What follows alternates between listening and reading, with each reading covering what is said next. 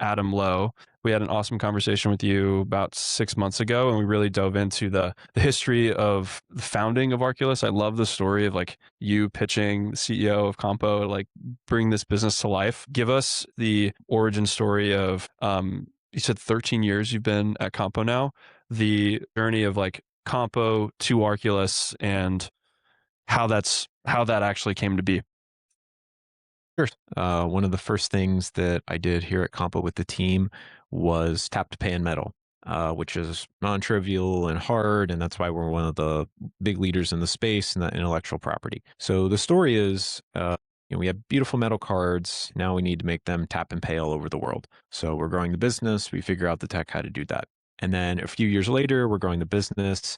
And I keep thinking about those payment chips that are in cards, right? They do one thing. They do Visa, MasterCard, whatever, and they do payments. But really the chip that lives on those cards is a cryptography engine. Like it can do a lot more than we ask it to do. So the premise was identity, payments, digital identity, digital payments are all going to intersect, right? They're all these rails. And we want to service all those rails. So by taking that cryptography engine and actually getting it to fire on all cylinders, right?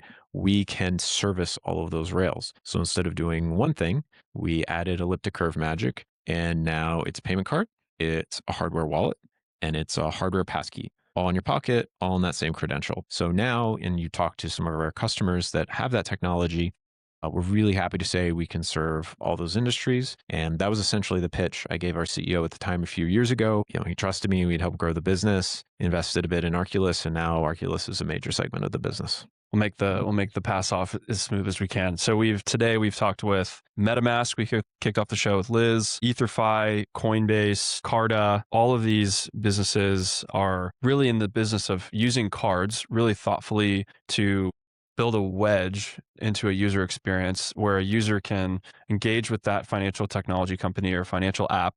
And we're starting to see cards be such a wedge to create stickiness, to embed commercials, to embed a reason for people to keep coming back. Something I really enjoyed today was talking with Ben Shen about the way that you can create delightful experiences for the Coinbase card to like move from a swipe of a transaction into a Bitcoin purchase, like all these things that involve cards themselves. You have spoken and mentioned just briefly there before around all of the functionality that can get packed into a card, just the tech itself. I feel like we are just now starting to scratch the surface of some of this stuff. And even some of the customers and partners that we were speaking to today also are probably just still scratching the surface of some of this stuff.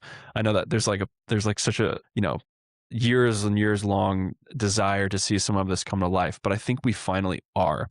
What is in this moment as Arculus is creating and embedding some of this technology into these programs, what are you most excited to see come to fruition with some of these programs? Maybe to be more specific, what are some of the functionalities that we haven't seen come to fruition yet that you're most excited to finally start to see come to life? So as a product person, you're always waiting, 18, 24 months to see your baby come to life. And it is fantastic to start seeing some of this in the field. So one example would be, if you get the Gemini card, on the back, it says powered by Arculus. And that card, as an example, has our security passkey on it, right? So their users can use that as a passkey and securely log in, keep their assets safe, securely get into the exchange, things like that, right? So really as part of that digital identity aspect that we talked about. So I think that growth, you'll see that in many cards and many part of our user journeys is fantastic, right? Because you got to get people away from usernames, away from passwords, anything phishable. Tap card, securely log in, boom, digital passkey. It's the most secure version. You can go to a Coinbase app. When you look at their 2FA options, passkey and hardware passkey is the most secure option. So I'm really excited to see, although that tech's been there a while, that's starting to roll out in the ecosystem. So that's really fantastic. And then I think you're going to see more native Web3 payments, right? So I know Tom and some other people on the team have talked to you about this, our native Web3 payments on POS. Like really excited about that and that journey coming out for users, particularly in international markets. All right, so we're going to earmark the native. I like that word, by the way, native Web3 payments. I think that's a good word. Before we dive into this, so I actually was seeing a demo of this before we pushed record today of one of these clients who is thinking through what you described, the Gemini, that kind of hardware signature experience. I get really excited about something like that as someone who's worked at Coinbase Institutional, and to see the level of security that a lot of these teams take when they're moving massive amounts of capital around. This isn't just like, all right, we're going to give this one person like a one-of-one signing to go move like an 8-figure, asset across to a different platform or acquire something. Like, if you have ever worked or been around institutions, sophistication and security when it comes to signing for anything on chain is so, so key. The idea of a physical card, being able to tap a device to authorize something like this, seems so unique to me. Asking you about the difference in your mind of what people might be more familiar with like biometric authentication, passkeys, like, where do you see physical cards having a unique edge that maybe these other methods don't deliver on as much? Like, what's the case to be made of, hey, this actually, a physical card makes more sense for this versus, a Face ID or a thumbprint? Sure. So I think one of the important things to remember is, unused security is the worst security in the world. So, a card everyone has, they carry it around, whether it be your payment card or institutionally your ID card, it's there and people have it, they know how to use it. And it meets in the security world what we call zero trust requirements, right? So you don't have to trust it. It will attest. It will cryptographically prove it's the card you're supposed to have and to move those 8 figures of funds. And it will also attest that it is a valid signer. So it is the best security, like, period. It meets all of the requirements that the federal government has for DoD, the intelligence community, et cetera. So it is the best in class security, along with ease of use. And the nice thing about bio is that it can be and. It doesn't have to be or. So imagine you're going and you're on the corporate team and you need to move 8 or 9 figures, right? I bio in, I get signature 1. It's a weaker signature, right? Because it's often synced and you can hack a phone and all those things. So it's good, but not great. So you get signature 1. Then it says, okay, great, tap your card. You pull out your card that's best in class for security.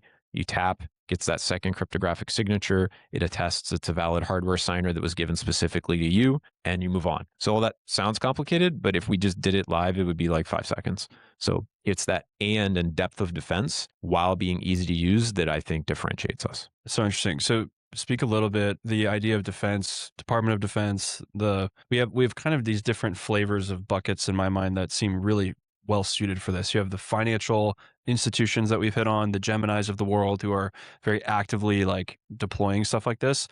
I know the history of, I believe, your background and also the company's is very rooted also in like national security and things like that. Speak a little bit about maybe the future go-to-market or the invitation that you would have that these primitives unlock for maybe government institutions or people in the world of defense. What does that look like? Sure. So absolutely. So prior to payments, I did work in defense. I held a TSSCI and worked at a not-for-profit defense company. And the company has made national IDs. So they made the EAD card, which is it's a card similar to the green card for the United States government in years past. So we do sort of think that way in best in class of defense. So that same core signing technology, whether it be on a payment card to serve our payments customers, we also have it on USB form factor for government customers. It runs on the same FIPS 140-3 chip. So it's like the best quality security chip you can get. And we really think broadly. And this, as I mentioned, is the best in class. So whether it needs to serve the intelligence community or serve everyday consumers, we're giving them the best in grade. We're not dialing it back for anybody. So we're really excited about that.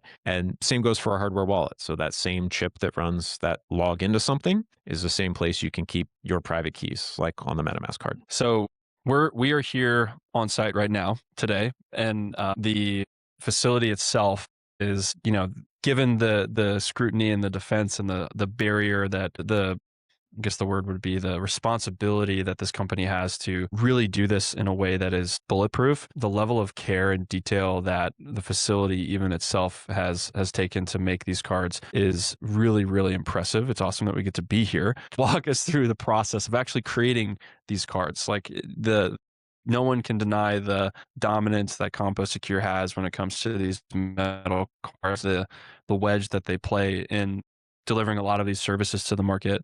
What is the process? And maybe when we go over this, we'll put some B-roll and we'll kind of show one of these cards being made. Like, walk us through the process of taking something and bringing it to life on the production floor. Sure. So I'll take we have a lot of customers in this space. We'll take the MetaMask card as an example, or Gemini card, or a Coinbase card. They're in roughly the same product class. So it's our veneer card. So we take a piece of steel that everybody's very familiar with. That's the front of our card. And we make what our salesperson calls as a panini sandwich. There's many layers inside the card, and then they get baked together. So yeah, it works. Everybody can picture it. So you take the steel sheet, you apply the graphics, and those are 3D graphics, right? So we print the graphics in such a way that they actually have texture and depth, and that's why everybody loves the cards that are part of that experience economy.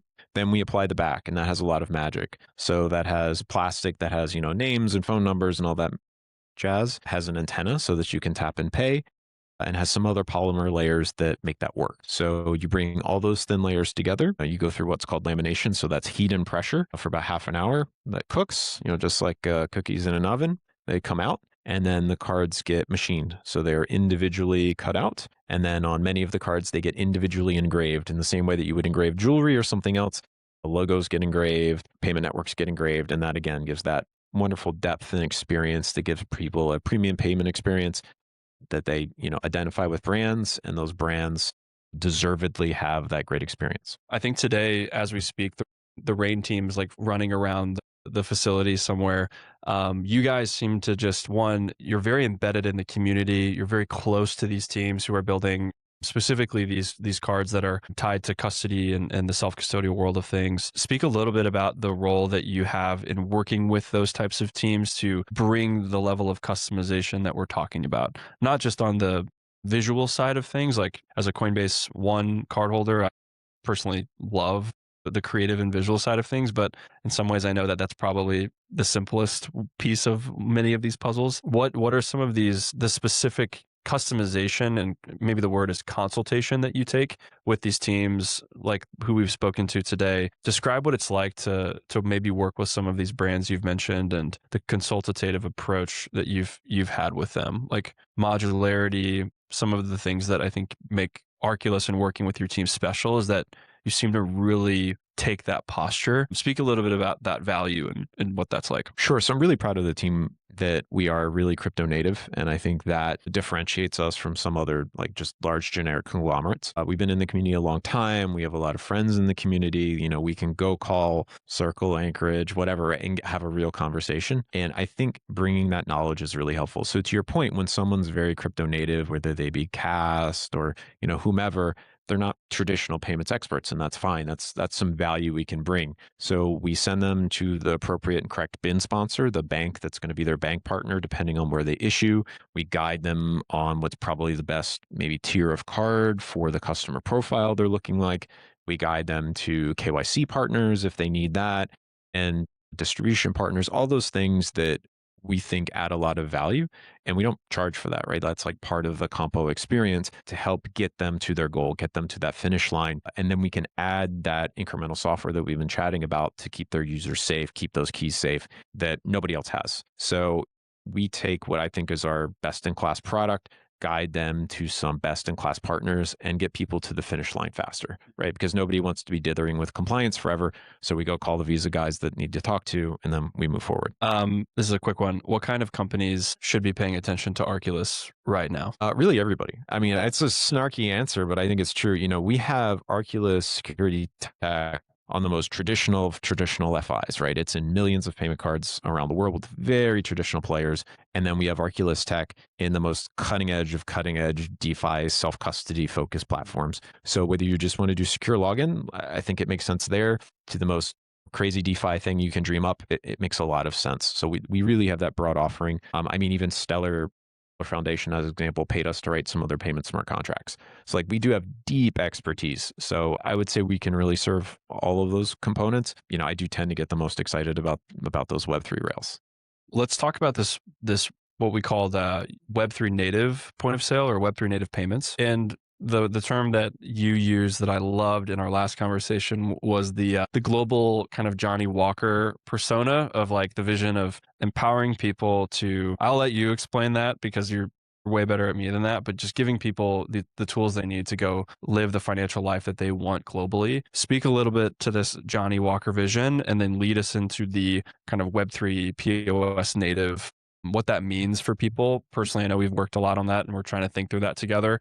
Yeah, let's talk about those two. Sure, absolutely. So I have this kind of dream, crazy dream, depending on who you ask, for what I call the global Johnny Walker. And what that is a digitally native person, maybe digital nomad person that, they have stores of value, right? Whether that be US dollars, some other foreign fiat currency, US stablecoins, other currency stablecoins, crypto, stocks, they're all stores of value. And the premise is I should be able to journey around the world, hit a smart order router that does the work for me, and figure out the most efficient way for me to pass value from me to you. Because at the end of the day, you have coffee, I like coffee, I want a coffee, I give you a store of value, and you give me coffee. Everything else should just be seamless, right? It's just noise under the hood. So, being able to do that is how we're going to disintermediate a lot of friction points and create more value for the merchant, create more value for the customer. So I really want to go back to the day of like, I have cash, you have something I want, we exchange. And instead of pieces of paper, I have many digital forms of value. Let's exchange the most efficient way for the both of us. And to do that, we need more digitally native payments. And that goes to the crypto point of sale. So take a market like Brazil, they ask for USDT everywhere. People want to hold digital dollars. Instead of going through this loop, we've come up with a point of sale that just directly accepts stables or other digital assets. So if you have an Arculus card, it knows your keys, you tap, directly signs a transaction, and you're done. If you don't, we display a QR, scan it with any modern blockchain wallet, you send your stable, goes to the merchant, and we're done. No middleman. You mentioned there's been some buzz around this, like Wallet Connect's doing some cool stuff. The Shift 4 team is doing some cool stuff with, I think the team that just spun off Cyclops, Alex Wilson on that side of things is building some cool stuff on that front, bridging the kind of the in-person terminal hardware side of the equation and the distribution they have with some of the back-end tech. How are you actually right now in this moment seeing this come to life? Like who are the best partners for Arculus to work with to bring this Web3 native point of sale into the real terminals? I know you guys have been testing your own terminals for this sort of stuff. What is in the next 3 to 6 months? Who are you finding to be the most interesting companies in the space you want to talk to work with on this? Yeah, I think for us, we're talking to a number of partners. The most interesting people we're talking to are non-US acquirers or non-US POS, right? Because most of what we're talking about are stablecoins, just because people peg whatever they're buying to sort of a fixed value. So whether it be the LATAM market or certain players in the European market, we're not fixed to any terminal, right? In the same way I want to be able to digitally travel, I don't want a specific thing, right? And like any Android device should be able to run this. And even beyond in the future. So we're partnering with a few specific acquirers and POS merchants in LATAM and Europe to bring this to life. Some of the really, really big people in the space just move a little slow, maybe are doing their own thing, are using some architecture I don't think is the most efficient. So we're really working with a few of these in emerging markets and people that are a little more nimble. And I think that's how we're going to win versus some of the trying to shove legacy rails into a Web3 space. We're really coming at it from a Web3 native approach. Thinking about the level of just I'm taking a macro look at this right now. You've spent a large part of your career building at this company. You're an owner of this company. You're a leader in this company. Is this like, when you think about the jobs to be done and where we're at in the adoption curve of like Adam Lowe's impact that he wants to have within this company, like, are we, just getting started in your mind? Are we like halfway there? What are some of these key, as you're stepping back, you're looking at the journey that you've taken? I'm wondering how we're getting kind of philosophical here, but like, how are you evaluating personal impact and progress in terms of what you've done? And then also, what are some of these things that you really feel like you want to see happen that haven't happened yet? Sure. So it's interesting. So we have a number of very large customers using Arculus, but it's not all necessarily public facing yet because they have to go through the user education journey. They have to go through UI, UX journeys, et cetera. So I think this year and next year, you'll see more of those customers publicly turn it on for their customers, and you'll see Arculus sort of roll out with them there. So very excited to see that. So that would mean you would see very large US banks saying, tap your card to your phone to log in, affirm a transaction, all of those things that Arculus Authenticate does, that while some of our crypto partners have done that already, they're generally a little faster. You're going to see that from very large traditional FIs, and I'm very excited to see that happen. So that's where you'll see some of this, bigger impact, so to speak, pop at scale. So, we're past does it work? We're past initial partners. This year, next year, we're going to grow into really large scale with some impact from Arculus. So I'm very excited to see that. So on the S curve, right, we're still in this part of the S curve. We've definitely not plateaued. Working with the teams on continuing to grow that out, continuing to grow all the segments of how those rails come together. And I'm excited to continue that part of my journey with Compo and Arculus. We got some new leadership that's great, a new CEO, and he's really excited to continue to grow the company. We're going to aggressively continue to grow internationally, and just, been here 13, plan on being here for a while longer. And speak about the CEO a little. Sure. So Graham came in a few months ago, has a great history in industry, former Honeywell, as well as, our majority shareholders, former Honeywell. Really expect to continue to grow the company, strong operational focus, strong execution focus. Have a really solid battle plan on how to help grow Arculus and grow the company overall. So yeah, just really excited to continue the journey. It's awesome. It's exciting when you have a leadership come in who's like, it's got energy and they have vision for where to go, where to take things next. As we close here, what were some of those specific things that Graham, when you were thinking about like welcoming in a leader like that, or some of the things that now that they're included in the company that you really align with, that you're excited that like they're bringing to the table into the near future? Like, what were some of those things that a new leader in the fold makes you most excited, and gives people maybe a glimpse into what they can expect as the S curve begins to tip? Like, what are some of these things that you're most excited to see come to fruition under his leadership? Sure. And I think some of this you won't see for a few years, and that's okay, because the thing that gets excited me most is, right, so built a lot of Arculus, still building, but built a lot of it. And now it's more about market execution and et cetera. And so what Graham's pushed me and some of the other leaders on is, okay, what's the next disruptive innovation? So on day one on Arculus, right, very disruptive, continue to disrupt the market in a great way. So what's the next thing? So, starting to really think hard about, whether it be leaning into MPC, multi-party computation, post-quantum, AI, like what is the security angle? How do we fit there? What is the next big disruptive product that we're going to bring to market? And how do we do that in a way that we can scale, have a right to win, all those normal business questions. So he has a lot of energy, big focus on disruptive innovation, which I love. And that to me is the thing that when he came in, I was most excited about. That is, given the remit to go build the next great thing, right? Go chase the next white whale, which for a builder and an inventor is always the fun thing to do. So that's what I'm the most excited about, right? The last whale's on the wall. We're still working on it. And now I get to go chase a new whale. Is there anything like in that list, like MPC or otherwise, you want to dive deeper into a little bit deeper of like what that would look like, or unpack one of those that gets you most intrigued? Sure. I think I can, in the time we have, hit MPC and AI. So for MPC, right now, it's typically very, very cloud heavy. Under the hood is extremely complicated to do the math, to do distributed key share, key gen, as well as doing distributed signing. It's also very hard to do it on hardware. It's often a lot of compute. So we think we've figured out a way to begin to bring that into an individual signer, to bring a place like Arculus to have it work with MPC. And to have it work across all the blockchains that we support is very hard. So we're starting to lean into that and do a project around that to help bring that to everyone. So the big goal for that is it would eliminate the need for recovery phrases. That's the upside, and do it in a way that's still safe for everyone. So it's a very hard challenge cryptographically. So we're leaning into that. That will take some time, but it's an exciting and fun project. And then AI is, again, the same way we sign transactions or sign to login. How do we do agentic AI safely? So, right, how can we be the passkey of sorts for agentic AI? MasterCard just released a framework that's very interesting. So starting to lean into that. I don't know the news about MasterCard. Are you able to go a bit deeper into that? What does that mean? Sure. So, everybody's excited about agentic AI.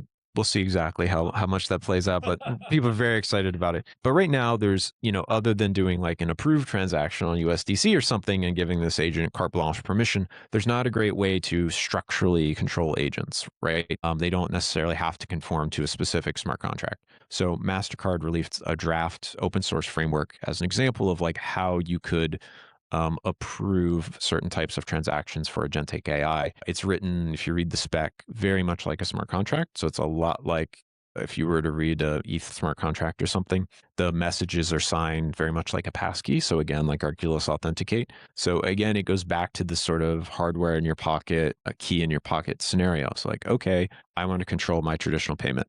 I tap and pay. I want to log into a platform. I tap and log in. I want to sign a traditional blockchain transactions. Tap my phone and sign a MetaMask transaction. I want to control my agent doing whatever. I tap and authorize the agent to do something under certain conditions. So all those keys and all those protocols could live on your card, and figuring out an efficient way to do that is where the space is just beginning. So it's securely controlling agents, which, as if you've ever read LinkedIn lately, if you don't do that, there's problems. I've been enjoying your LinkedIn.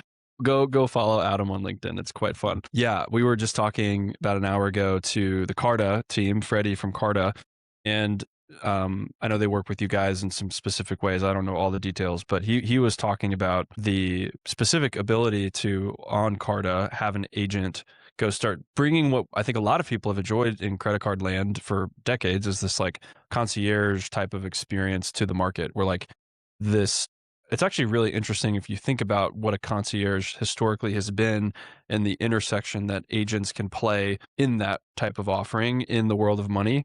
And he's really thinking through a lot of like the concierge experience. And but as we were talking, I was beginning to feel really equally excited, but also a little like worried and concerned around some of these like boundaries and guardrails. And it sounds like MasterCard and folks like that are really starting to think through these like core primitives, you guys as well, of like how do we not just put that on a website and say we can do it, but also behind the scenes build guardrails so that we are really being thoughtful when we give these concierge agents true permission to go transact. Any other thoughts on this like agentic commerce opportunity? I'm hearing this, getting really excited about that for you guys. Yeah, I think the AI industry is going this way, and people are starting to figure out like the cloud in a lot of these scenarios is not your friend. So the more we can reduce the compute requirement for the agents themselves and the model size and the efficiency, and that's where a lot of people are driving, you'll see the agents a lot of this material run locally, right? And then there's just a lot less risk.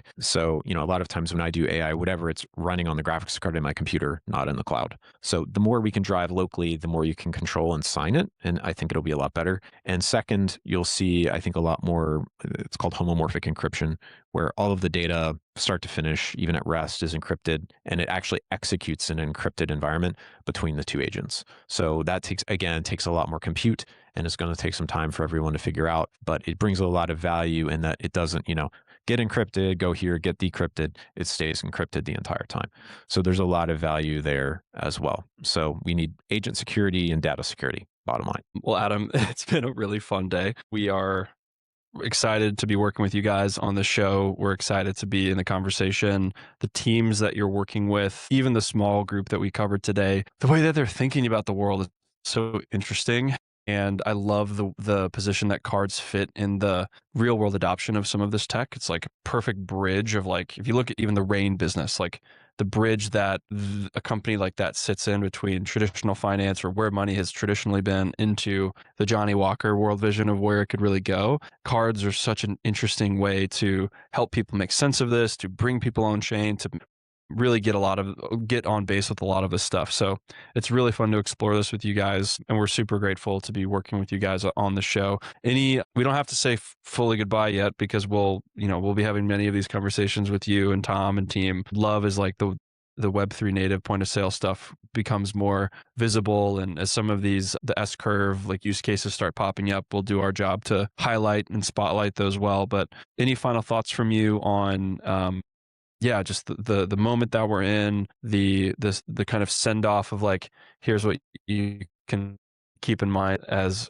you guys are building, new leadership is in the fold now. What's the final take here? So I think the final take for today is, you're going to continue to see, but you're going to see a lot more of the Arculus logo internationally. And what I mean by that is it's been fantastic, but it's mostly been a US phenomenon, right? A lot of US customers, that's where our home base is.